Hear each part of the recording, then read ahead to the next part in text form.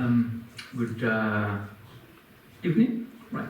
Afternoon, evening, everyone. I'm very pleased to be back to Boston and to Boston College and to Class Center. Thank you very much for the generous introduction, Jonathan and Lawrence. I have a couple of slides beyond the time limit I have, but we'll try to go a couple of them and try to leave some for discussion. The major, excuse me for some timing.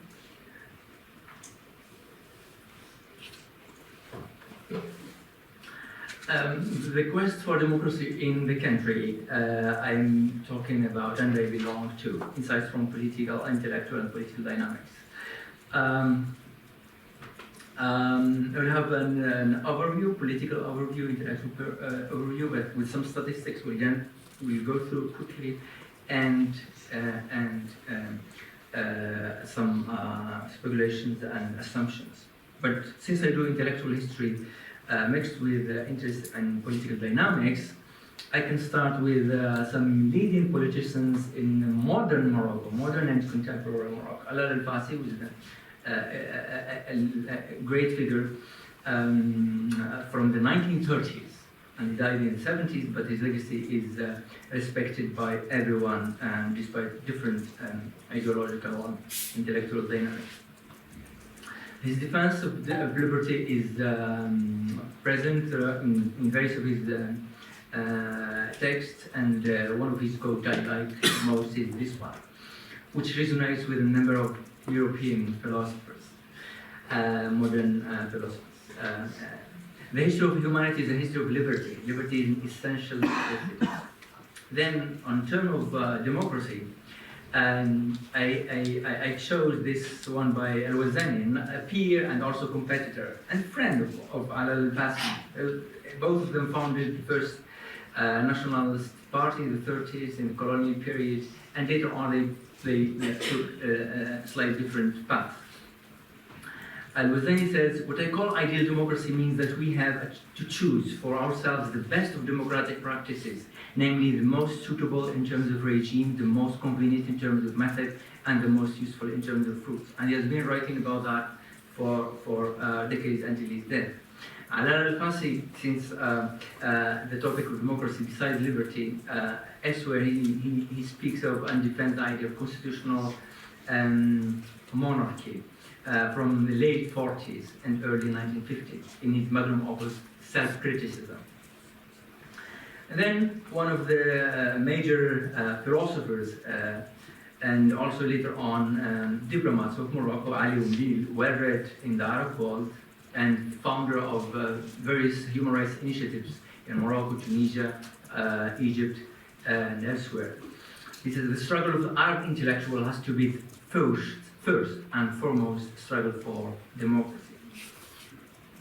Now, as a kind of overview of the constitutional life in Morocco and politics, these are what I consider three major phases of constitutionalism in the country. The first one in the pre-colonial period, 1908, colonial protectorate, 1912, officially until 1956, 44 years. And then the first constitution in 1962, in which, anyway, in the country, the king, the monarch, who has huge support and is loved by the people, the first constitution speaks of two chambers, and that's one of the first, besides Tunisia, constitutions that defend political pluralism in the country. And that allowed the opposition to be to rule with the king. Although at certain moments, for various geopolitical reasons, internal reasons, the constitution was frozen because there were two coups d'etat in 1970 and 1972. That's why the two chambers a number of the two chambers were appointed by the king, and few others were were directly elected by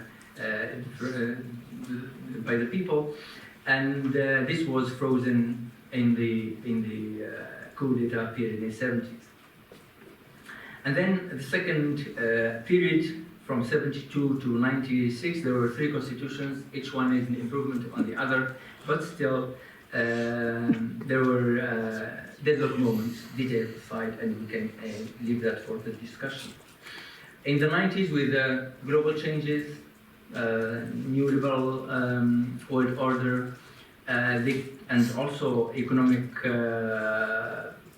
problems in the country, the monarch had to give space to the socialists, who have been an important democratic voice throughout the so-called Iron Fist or Years of Lead, which are the late 60s, 70s, 80s, and then the openings from the early 90s.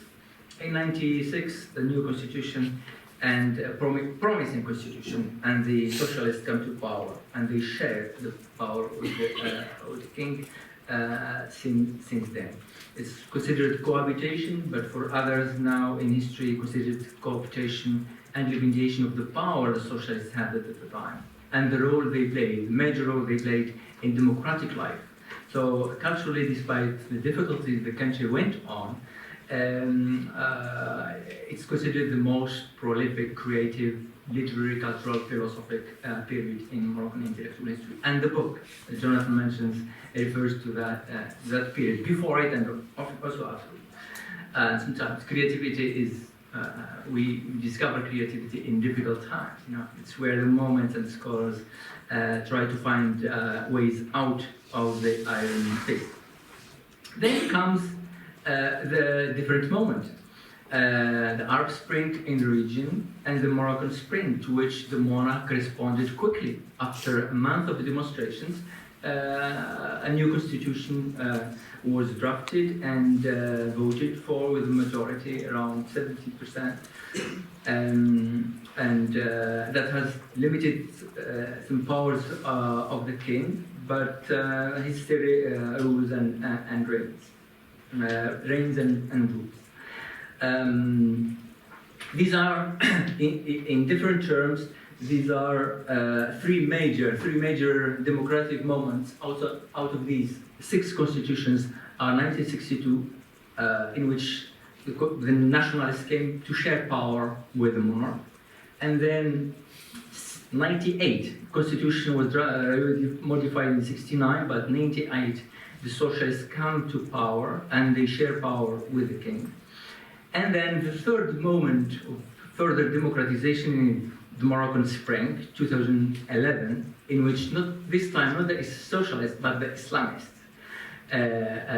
win and do share power with the king in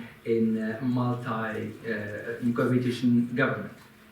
And they rule for 10 years, 5 plus 5, 2 terms, and after, when they first arrived, they won 125 seats, became the first, and then by the 10th year, and they did not deliver socioeconomically, they were punished by the people, and they lost from 125 to 12 seats in parliament. And then, since 21, we have a different government, composed by a number of technocrats. So, and now scholars speak of, commentators speak of backlash, because we have a number of technocrats, and certain ministries are still sovereign ministries, and also there have been recently youth generation demonstrations, generation demonstrations against the rise in the basic goods and deterioration of services and educational and health system. And there have been calls to dismiss the current prime minister and change and go for early elections, and this goes on so far.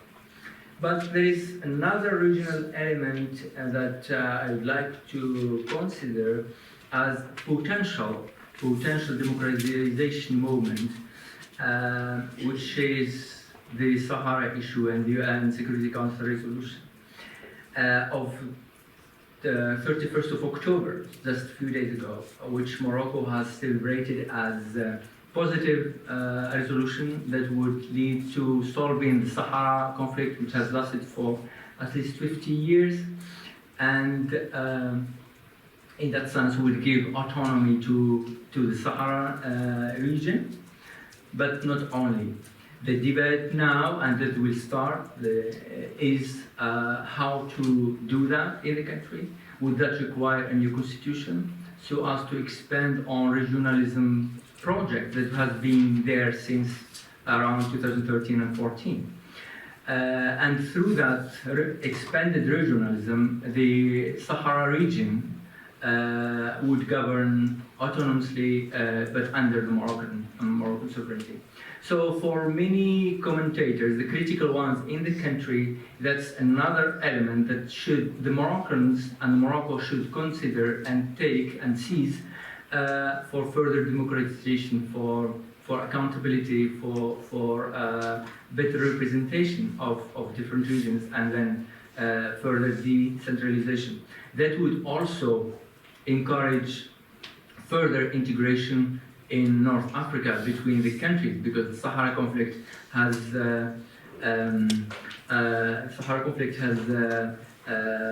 blocked the socio-economic integration in the region since 1994, and makes the whole region, lose between 2 to 3% of annual economic growth, and opening up through this resolution could be beneficial at various levels.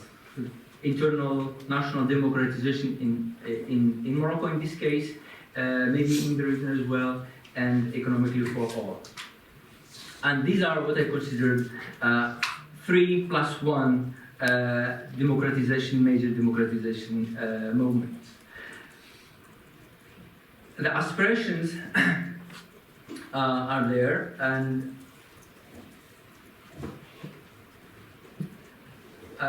but why there is such a demand for democracy? Because Morocco doesn't fare well in international indexes. Various international. No, I don't see.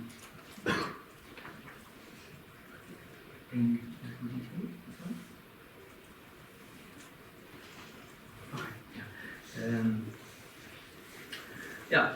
In democracy index, Morocco with Tunisia stand as hybrid regime, while the other countries in the region, besides Egypt, are considered authoritarian. The differences in the score is minimum from each year to the other. Which means, well, hybrid regimes characteristics. Well, there are election process. Electoral process is for the last couple of years is not rigged, but still broadly not rigged. But still, the fact that there is no electoral commission, independent one that runs it. Puts the results into question, because the Minister of Interior runs it, and we can say a few things about that further, and proposals to govern and lead these electoral changes and laws for the next elections in 2026. Hybrid regime means that the judiciary is not independent, there's widespread corruption, there's weak rule of law, political opponents and the media face harassment and pressure from the government or the deep state.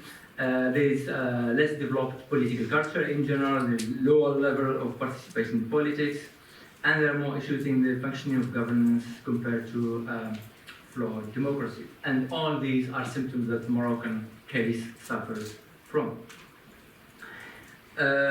Statistically, Freedom House, for example, Morocco ranks 37 out of 100. In corruption perception index, Morocco scores 37, ranks 99 out of 100, which is a lot. Comparisons, I would skip that for time. Why Morocco matters? There are huge projects in the country, good satisfaction from the Moroccans on work on certain regions and cities, but at the same time, what's called deep Morocco still suffers from structural problems in terms of infrastructure in all sectors. We still have nearly 5 minutes. That's why, because the symptoms of this dissatisfaction has grown up since the Ukraine war and COVID-19, rise in inflation. Added to it the continuous drought, which has gone for about 6-7 successive years. Increased social disparity, rise of unemployment, and corruption levels. That's why there have been a couple of protests since 2016. Its leaders are still in prison, at least, and especially one of their iconic figures, Nasser Zafzati, for 20 years. Now he has spent about 8. And then recently there were other social protests I hinted at in the beginning because of lack of either water services in certain rural areas or death of women when they are giving birth, about 8 in Agadir Hassan II hospital. And that led to online gatherings and then social protests led by then generation. And again, some numbers about Human Development Report. Morocco does not do well in that, 120 ranking out of 193 countries. Compared, it does worse than its neighbors, Algeria and Tunisia, and they skip numbers in terms of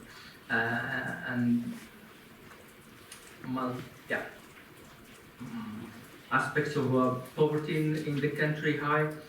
And maybe I can mention here, or from also national statistics, these international numbers are solidified by also national agencies.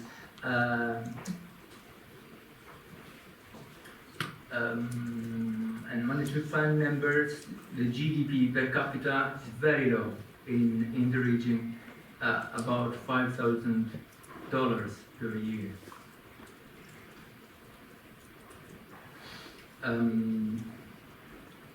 Unemployment rate, 13%. Official numbers are close to that. But if you consider that 13%, it seems maybe not much. But if you go into the details, it's much. It's more than that. If you consider that those that are employed don't enjoy health care coverage, and the salaries are beyond the less than the average.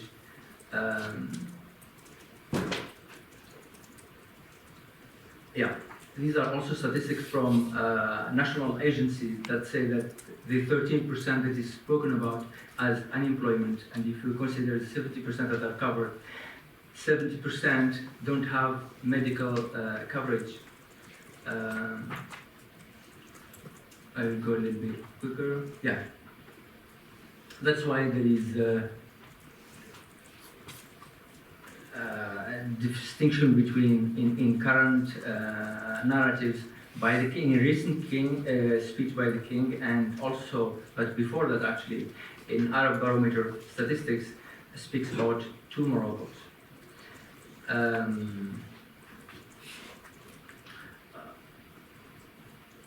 Arab-Barometer 2024 says there are two Moroccans, one for the wealthier and better educated, and another for the poor and less educated. Well, in various speeches, the king also mentions that and leads initiatives on that, but still, things on the ground do not change. That has led to a lot of trust, a lot of mistrust in political institutions in general. These are some of the major results of the Arab Barometer 2025 mentioned earlier. There is trust in the government remains very low. Education and health sectors are among the public services in which Moroccans exhibit the lowest level of satisfaction. Corruption remains a major concern, with government seen as not doing enough to combat it. Immigration is considered a solution by a good portion of Moroccans. Climate change and water scarcity are considered to affect the economy. But maybe the only sector in which Moroccans speak well of their institutions are security and the new infrastructure, but mostly security issues.